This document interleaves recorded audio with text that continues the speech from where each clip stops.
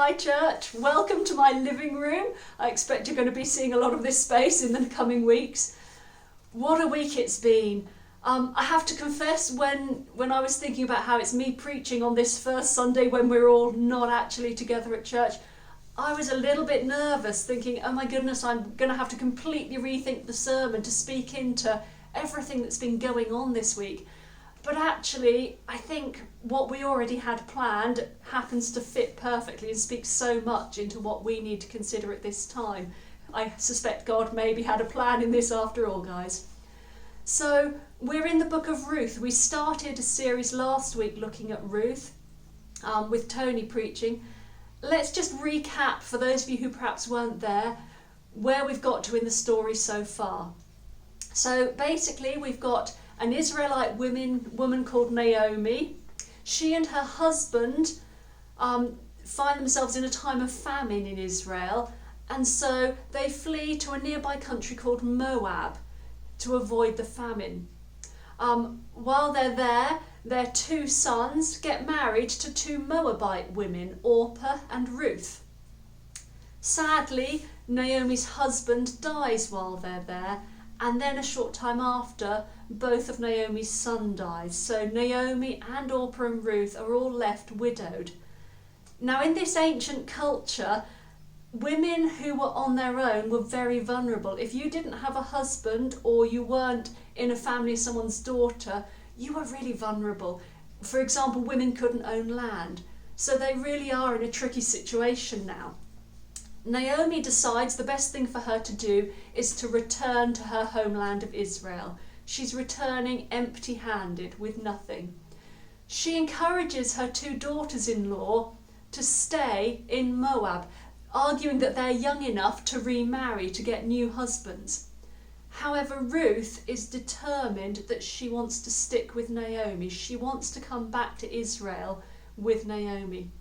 And so we're picking the story up this week in Ruth chapter 2, where they have now returned to Israel.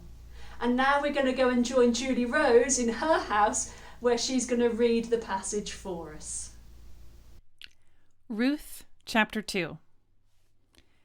Now Naomi had a relative on her husband's side, a man of standing from the clan of Elimelech, whose name was Boaz. And Ruth the Moabite said to Naomi, "Let me go to the fields and pick up the leftover grain behind anyone in whose eyes I favor." Naomi said to her, "Go ahead, my daughter." So she went out and entered a field and began to glean behind the harvesters. As it turned out, she was working in a field belonging to Boaz, who was from the clan of Elimelech. Just then Boaz arrived from Bethlehem and greeted the harvesters. "The Lord be with you." "The Lord bless you," they answered. Boaz asked the overseer of his harvesters, "Who does that young woman belong to?" The overseer replied, "She is the Moabite who came back from Moab with Naomi. She said, 'Please let me glean and gather among the sheaves behind the harvesters.' She came into the field and has remained there from morning till now, except for a short rest in the shelter." So Boaz said to Ruth, "My daughter, listen to me. Don't go and glean in another field, and don't go away from here. Stay here with the women who work for me. Watch the field where the men are harvesting, and follow along after the women. I have told the men not to lay a hand on you, and whenever you are thirsty, go and get a drink from the water jars the men have filled." At this she bowed down with her face to the ground, and she asked him, "Why have I found such favor in your eyes that you notice me, a foreigner?" Boaz replied, "I have been told all about what you have done for your mother-in-law since the death of your husband, how you left your father and mother and your homeland and came to live with a people you did not know. May the Lord repay you for what you have done. May you be richly rewarded by the Lord, the God of Israel, under whose wings you have come to take refuge." "May I continue to find favor in your eyes, my lord," she said. "You have put me at ease by speaking kindly to your servant, though I do not have the standing of one of your servants." At mealtime, Boaz said to her, "Come over here, have some bread, and dip it in the wine vinegar." When she sat down with the harvesters, he offered her some roasted grain. She ate all she wanted and had some left over. As she got up to glean, Boaz gave orders to his men. "Let her gather among the sheaves, and don't reprimand her. Even pull out some of the stalks for her from the bundles, and leave them for her to pick up. And don't rebuke her." So Ruth gleaned in the field until evening. Then she threshed the barley she had gathered, and it amounted to about an ephah. She carried it back to town, and her mother-in-law saw how much she had gathered. Ruth also brought out and gave her what she had left over after she had eaten enough. Her mother-in-law asked her, "Where did you glean today? Where did you work? Blessed be the man who took notice of you." Then Ruth told her mother-in-law about the one at whose place she had been working. "The name of the man I worked with today is Boaz," she said.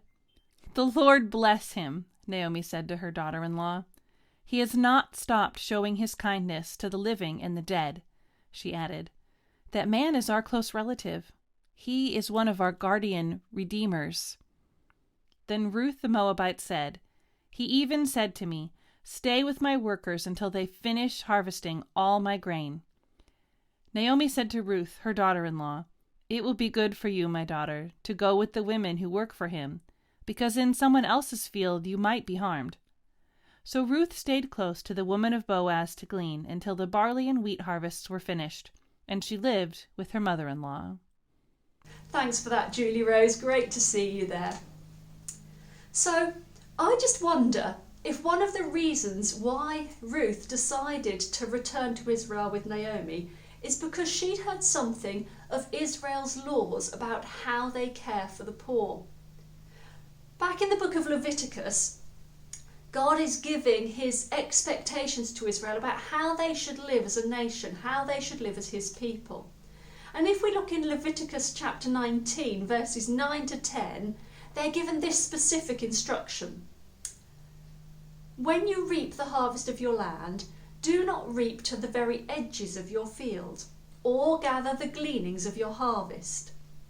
Do not go over your vineyard a second time, or pick up the grapes that have fallen. Leave them for the poor and the foreigner. I am the Lord your God." That law is why Ruth goes to glean in Boaz's field. It's an expectation of how this society works, and she's obviously heard about that. Israel has many laws like this about caring for the poor, the foreigner, the widow, those who are vulnerable in their society. And so Ruth, I imagine, has an expectation that by coming to Israel with Naomi, this is going to be a safe place for them, where they are going to be cared for. But there's a problem. You see, this story is set in the time of Israel's history known as the time of the Judges. It's the time before they had actual kings, and they had these people called judges who were in positions of authority and would help to advise people on the right way to go about things. Now, what we're told in the book of Judges of this time is that it's a time when everyone did what was right in his own eyes. It was every man for himself. People weren't consistently following these laws, these standards of living that God had given them. And actually, if we read the book of Judges, a lot of the stories about what's happening at that time show it was really not a good place. There was a lot of bad stuff going on. People were not caring for each other and were actually doing really quite bad stuff. And so Ruth has this expectation of Israel, but will the nation live up to that expectation when the nation as a whole is in such a bad place? Well, it's encouraging to see that actually, even though the nation as a whole is messed up, there are still people in Israel who are striving to follow God's way, and Boaz is an example of one of them. And so Boaz does let Ruth glean in his field and offers her some protection.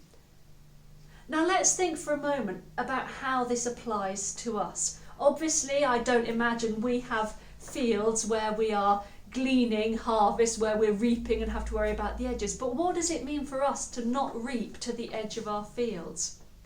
To leave some spare? In this current situation, when we're looking at how we're resourcing ourselves, what we're getting from the supermarkets and so on, are we taking everything that there is, or are we leaving something for others? Dare we talk toilet rolls for a minute? When we find that Tesco's finally has some loo rolls on the shelves, do we buy up as many as we can, or do we take enough and leave some for other people? Now, here's the thing. I know people have been panic buying, and I don't want to stand here and be judging people and be making people feel bad, because I think where people are gathering up too much for themselves, where they're not leaving spare for others, I think the reason they're doing that is because they're frightened, because there's a fear. It's called panic buying for a reason. It's because they're panicking, they're afraid. And the thing is, if someone's feeling afraid, what's the best way to resolve that? Does telling them you're wrong, you shouldn't be afraid, you shouldn't do this, help them stop being afraid? I don't think it does. But we do know from God's word what combats fear, what drives out fear. Perhaps if you're able to, you can chip in like we would normally on a Sunday where we're together and say, what combats fear? In your comments on the video, what combats fear? I'm hoping at this point that you're all quickly typing in love. Perfect love casts out all fear.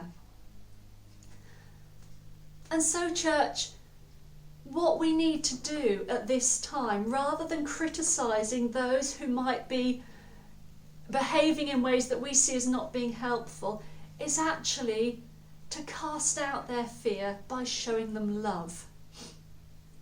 By showing our love and care for others, we can help with that fear. As we offer to share our surplus with others, as we offer to pick up groceries for other people, we can combat that fear. And even if we're not in a place to be able to share a surplus with others right now, even if we're perhaps stuck at home ourselves and so can't pick up groceries or do other things, we can still share God's love with others. Perhaps we could offer to pray for someone. Perhaps we could drop someone an encouraging message or a Bible verse. Now, I know at this time when we're struggling ourselves, perhaps sharing with others, giving out to others can feel really tough. We may struggle to feel like we've got anything to give. But let's keep some perspective about what we actually do for others and what's helpful. If we turn back to the passage in Ruth again, let's look at how Boaz actually goes about helping Ruth. If we look at verses 14 onwards. So she's already gleaning in Boaz's field. And then at the mealtime, Boaz said to her, "Come over here, have some bread and dip it in the wine vinegar."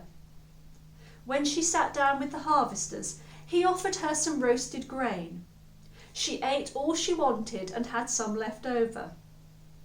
As she got up to glean, Boaz gave orders to his men. "Let her gather among the sheaves. Don't reprimand her. Even pull out some stalks for her from the bundles and leave them for her to pick up, and don't rebuke her." Now, you see, Boaz, recognising Ruth as someone who was in need, could have given her a bunch of barley already threshed. And he could have been so proud of himself. Look how good I've been. Look what I've done for Ruth. I've given her all of this. He could have gone above and beyond what was asked of him in God's law. But actually, Ruth doesn't need him to do that for her. She's perfectly capable of threshing for herself, of reaping for herself. What is it that Ruth actually needs? What is actually going to help Ruth during this time? And I would suggest to you there's two ways that he helps her. First of all, he meets an immediate need. Right there, working in the field, she's going to be hot and she's going to be thirsty, and that makes it hard to work. And so when they're having their meal time, he invites her to join them for a drink and something to eat. He meets the immediate need of hunger and thirst so that she's then able to continue harvesting for herself. He empowers her to do that. By gleaning for herself, she's then able to build up a store of food to help her in the future. If all he did was just give her the food and drink she needed right there and then, she would have to be coming back for that again and again. But he's empowering her by meeting that immediate need to start building up a resource for herself.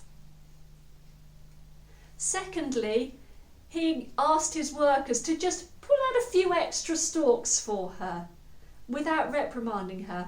You know, I imagine gleaning around the edge of the fields or following along behind the main harvesters and picking up what they've dropped was probably quite discouraging work. It would be hard, and you really were having to work hard to find the bits that have been dropped to get enough food for yourself. Ruth's willing to work that hard, but I wonder how much difference it makes just to have those extra little bits dropped for her, that extra little bit of encouragement to keep her going, although it's a tough time. As we share love with others during this time, there's going to be a call to meet immediate needs. When people are stuck at home, they need someone to drop round food for them when they can't. There may be times when people are just really low and needing a phone call right now to help them. But with those stresses taken care of, those people we've helped are then empowered that they can go on and help others.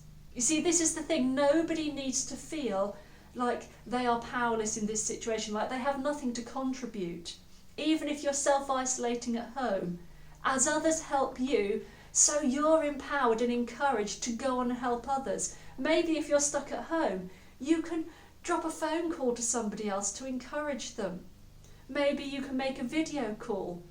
Or perhaps if you're not able to make a video call yourself, you can be encouraging others who don't have the technology that's needed to do that by sticking with just a regular phone call.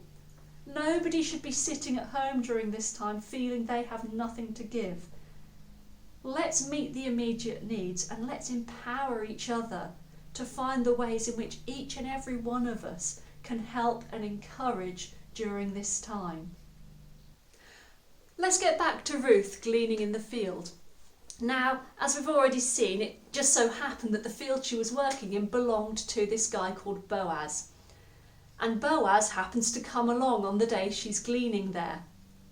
Now, I want us to think for a moment about how she's greeted there. So when Boaz arrives, he asks his workers, who does that young woman belong to? Now, I can imagine that feels a little uncomfortable for some of us. We don't like the idea of belonging to people. And the translation sounds a bit funny for us. It feels wrong to say of someone, who does she belong to? We like to think that we're independent, we don't belong to others. There was a sense in that time, though, that women did belong to either their fathers or their husbands. But I particularly like the way the Message translation puts this verse. It says that Boaz asked, who is this young woman? Where did she come from? Everybody comes from somewhere. We all have a place where we belong, not in the sense of being owned by others, but in the sense of others having a responsibility towards us. Now notice in the passage about how the servants respond, saying who she belongs to.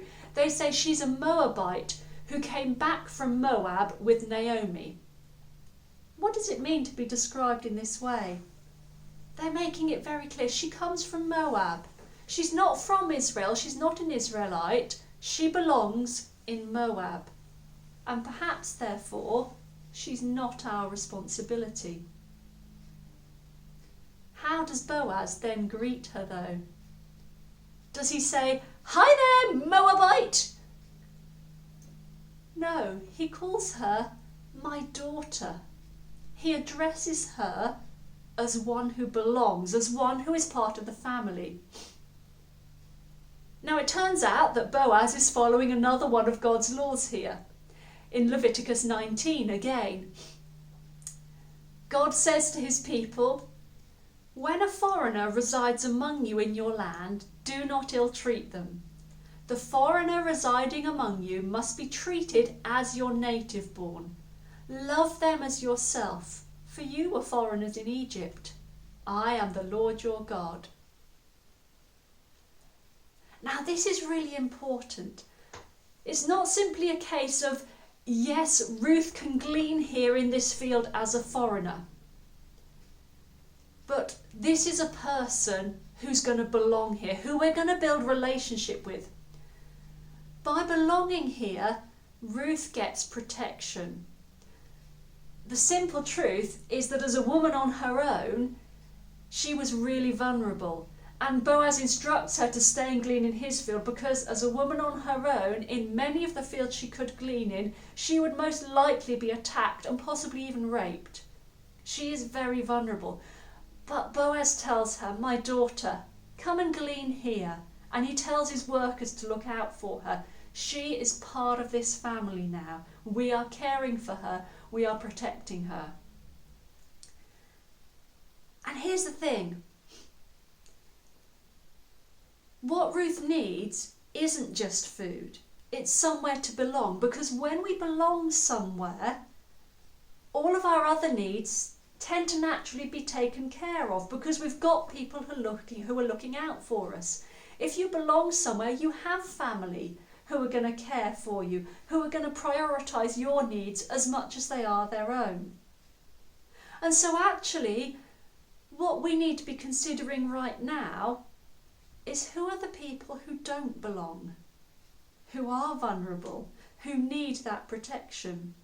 I'm sure many of you are already looking out for the people who belong with you. Perhaps a lot of us are looking out for older relatives, perhaps elderly parents who need to be isolating right now, and so we're making sure that they're getting their food delivered to their doorstep, that their needs are being met.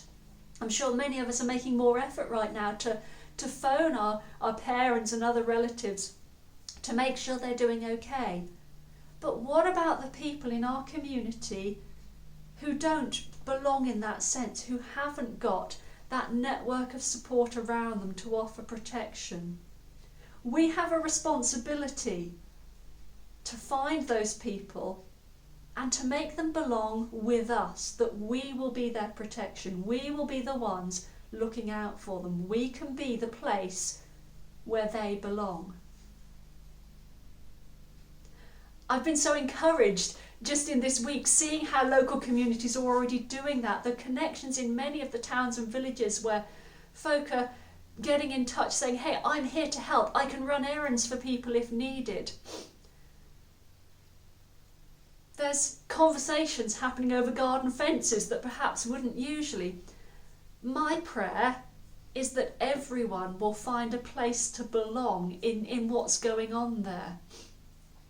Let's make sure we're not missing someone. Perhaps if someone isn't connected already and they're not hearing these messages of offering support, let's look for those people and invite them to belong with us. Can we do more than fetch food for them? Can we invite them to belong with us as though they're part of our wider family? Can we offer them that protection? You've perhaps seen our isolated not alone graphic that we've been using on some of our Facebook posts and on our website. I chose that picture of windows specifically because I think there's a call right now to open windows into our lives. Now, we obviously can't do that by popping in for a cup of tea with people, but we can chat through open windows. Whether that's a physical window and we stand at the end of the driveway to chat, or whether it's through a virtual window online. Let's make our goal this week to be opening windows into our lives so that people can come and belong with us. Let's ensure that those who are isolated are not alone. Thought that I want us to consider.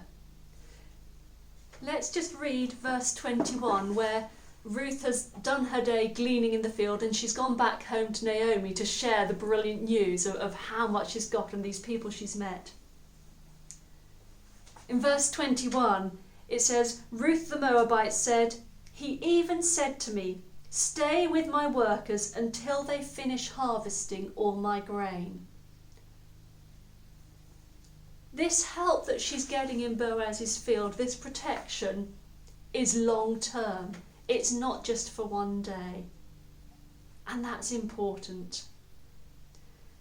In this current crisis, we're seeing so many new connections building, so many new ideas of people supporting each other, which is so good to see. I'm really excited to see how that's going to develop in the coming weeks. But I pray that it will last. The indications are at the moment, from what we're hearing from the government and the experts, is that this is going to be a long process. We're not going to be out of this current situation anytime soon. It's not going to be a short journey that we're on. We need to be prepared to be looking out for others, to sharing with others, to be giving for others for a long time.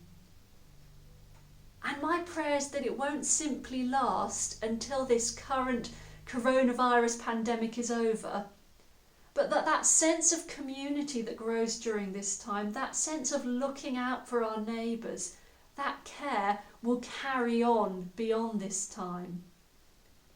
And so the challenges I want to leave you with this morning, guys, is will you love others during this time? Even the people who've bought all the loo roll, will you love them? Will you share God's love with others? Will you encourage them with the promises that God has given us? Will you open windows into your life so that others can belong with you? And are you in this for the long haul? The Bible is full of stories of God's people going through times of crisis, but through it all, he repeats his promise to them again and again. I will never leave you or forsake you. And in the New Testament, Jesus promises us, I will be with you always, even to the end of the age. God will always be here. We are never alone. Let's stick close to him during this time. Hold on to his truths, which never change. Just because our circumstances are different now, God's truths still hold. His promises still hold. We've got a journey ahead of us, and it's going to be a tough journey, but his promises still stand, and he is faithful. Let's worship him now.